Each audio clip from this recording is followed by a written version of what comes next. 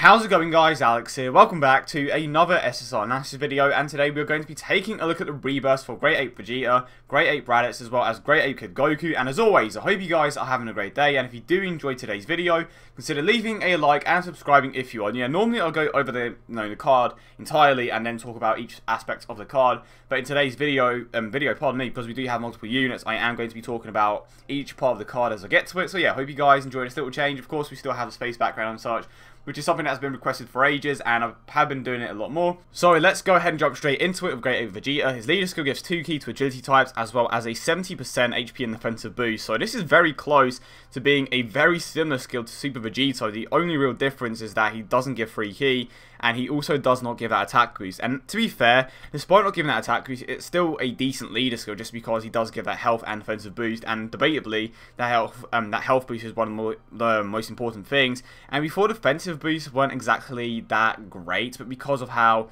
certain units get buffed in the ability system and how high the defensive stats can be, that defensive increase from the leader skill can definitely be very useful. So this leader skill can be very good if you don't have any good leads. For example, say you don't have Vegeta, you don't have Super Saiyan 4 Vegeta, he will be a decent replacement. He doesn't give the free key, but keep in mind that if you take this guy as your own friend, or as your own lead, pardon me, and then take a Super 17 friend as an example, even though no one uses him, most commonly you're going to use Vegeta as a friend if you have a lead like this, just so you can run that particular team. Granted, you aren't getting that much of a stat boost, but you're still getting that 120% attack from Vegeta at the very least, and that's almost equivalent to a double Super Vegeta leader skill attack boost. So it's not the worst, but it still is kind of underwhelming in the new meta, but it still kind of works if you don't have any new leads, and this is the only thing that you can work with.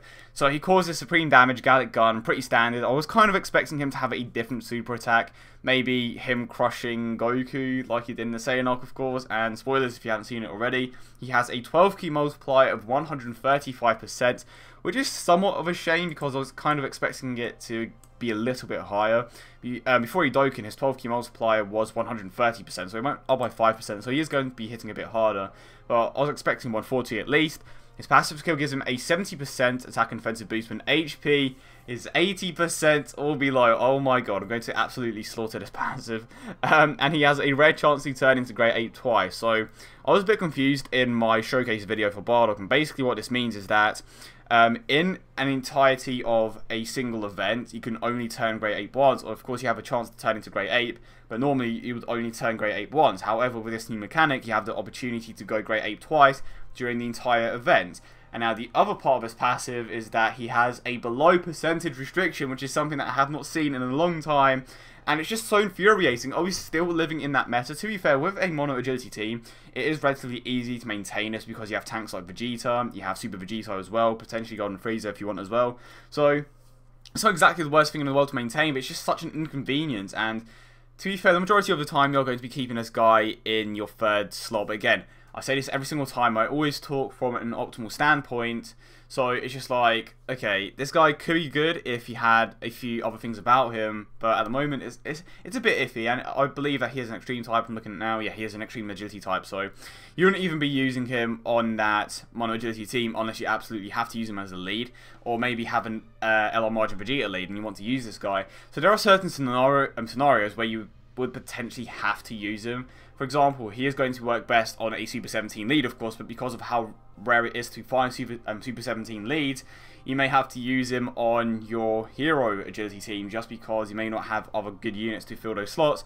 So there are certain scenarios where he could potentially go there, but because of his link set, which I'm looking at now, of course, it just doesn't fit that well. He has Saiyan Warrior Race, Royal Lineage, which was changed from Vegeta Family, Big Bad Bosses, over 9,000, Transform, Saiyan Raw, Shattering the Limit. So I think he would work best on an LR Margin Vegeta lead just because he would share Big Bad Bosses with Rose. He would have Saiyan Raw with Super Saiyan 4 Vegeta, if I'm not mistaken, Shattering the Limit with LR Margin Vegeta. So his link set is decent. For a Super 17 lead, it's not very good because he doesn't even have Prepared for Battle, which kind of sucks, but he does have Big Bad Bosses, which is a very good attack link. So his best team by far would be LR Margin Vegeta, just because he could share multiple links with certain units from the villain side and the hero side. But again, not too many people are going to have that Super Saiyan or LR Margin Vegeta lead, so it's kind of hard to work with him. But like I said, you could always use this guy as a lead, and you could even use an L on margin Vegeta lead, so that could be something that you could definitely play around with. So, overall, I definitely had higher expectations. I can't believe they kept that below restriction passive. I absolutely hate it. But like I said, it's somewhat easy to maintain if you are running specific units. But I have to say that this guy does not help the Great Ape case at all. One of the best things about this card is definitely the leader skill, even though the majority of the time you aren't going to be using him. But let's move on to the next card. And we have STR Raditz, and this guy always had a very good leader skill, and I'm interested to see how much of a buff it got, if it got any sizable buff at all. So he gives free key and a 30% attack and defensive boost to all types when HP is 30% or above. So instantly, no good, just because he does not give that health boost. And you have to keep in mind that that health boost is definitely one of the most important things about that card, just because it allows you to survive a bit more if you don't have certain tanks in your team, or maybe the majority of the units in your team just don't have defensive capabilities. It's just a bad leader skill overall, especially in comparison to Vegeta. He causes supreme damage and has a 12 key multiplier of 130%, so a bit lower than Vegeta, which is a shame, but I would imagine that they kept it like this because he does have a new type passive. And looking at his passive now, it could be interesting to see how well this actually works. So he gets a 12% attack and defensive boost per orb obtained, and of course he has a rare chance to turn into Great Ape twice. His links are the Saiyan Lineage, Saiyan Warrior Race, Brutal Beatdown, Nightmare Transform, Saiyan Raw, and Shattering the Limit. So I'll skip to the links because I want to talk about this first. So he has very similar links to Vegeta in this, like, he just doesn't fit that well in his respective team. Take a look at Mono STR, and it's just like, where's the Fear and Faith link for Raditz? I suppose it wouldn't exactly make sense, but come on, just give him some sort of link that will help him link well in that team. Because Extreme STR is mostly Fear and Faith units, or Shocking Speed units, but this guy doesn't have either link. His best link, by far, is Nightmare. That attack link is, like, such a good link. He has Shattering the Limit as well, which I suppose you can share with a few of the Extreme STR units, but realistically they aren't going to be that good. Again, I'm talking from an optimal standpoint, so this is the way that I'm seeing it. It's like, there aren't exactly too many optimal units with that rebirth link. There could potentially be, don't get me wrong, but it's just like, okay, it's not exactly coming well together. But the thing about his passive is that this guy could be a very good tank, and at 12% per orb obtained is actually insane. And his defensive stat is almost at 5,000, and after the boost from the double leader skill, I believe that his defense is around 16,000, maybe like anywhere between 15 to 20,000. That tends to be how high their defensive stats can get with the double leader skill boost. And when you take into account that the boost that he could potentially get from that passive skill, his defensive stat could get pretty high, and of course he can hit pretty damn hard as well. And one of the reasons why his 12 key multiplier is this low is because he does have a unique type passive. They tend to do that with Nukas for whatever reason. I think Texel is the only exception.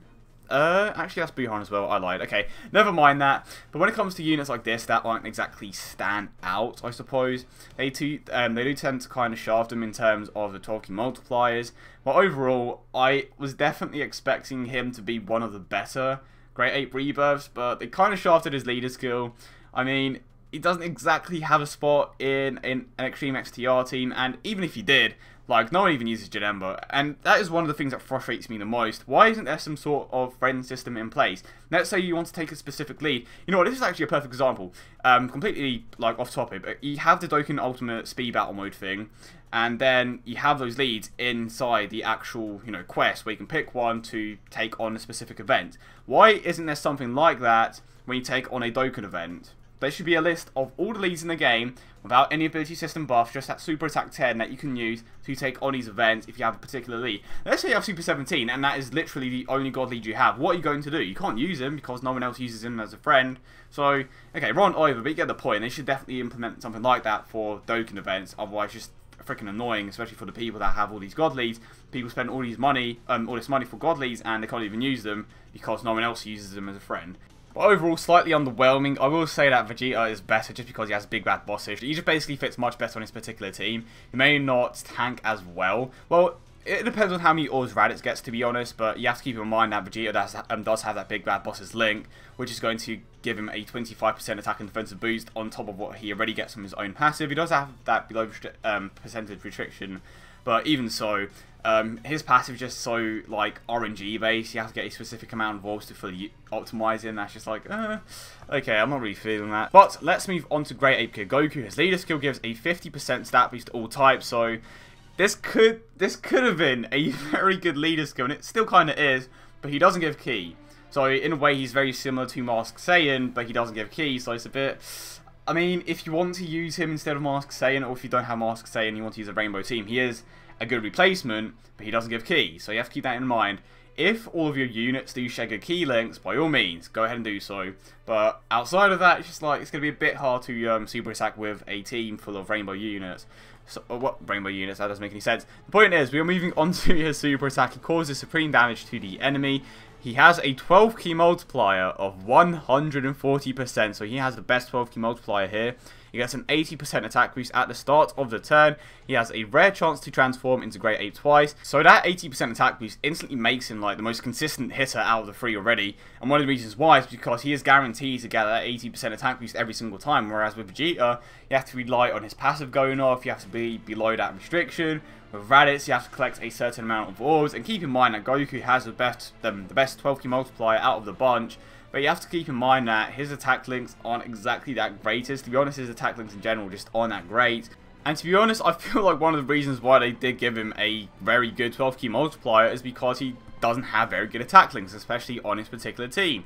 You take a look at Super Physical, and you're not going to be running any Great Apes that have that Saiyan Raw attack link, which I believe is his best attack link. He gives a 25% attack boost, if I'm not mistaken. It's either 20 or 25. And I'm just like, okay, who am I going to put next to this Goku to get that attack link to go off? And you're not going to sacrifice an optimal unit just so you can implement another unit to help Goku get his attack links to go off. Granted, he does have the Kamehameha link, which he will share with Vegeta Blue. But apart from that, not too many links shared with other units, of course. He does have the Innocence, which, to be fair, is actually a very decent link for this particular team, just because he does share that with Super Saiyan 3 Gotenks. So, definitely does have a bit of potential there in terms of links.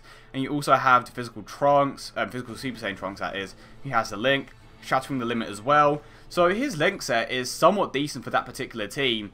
But it kind of relies on you having specific units to link up with this Goku to have his attack links go off, of course.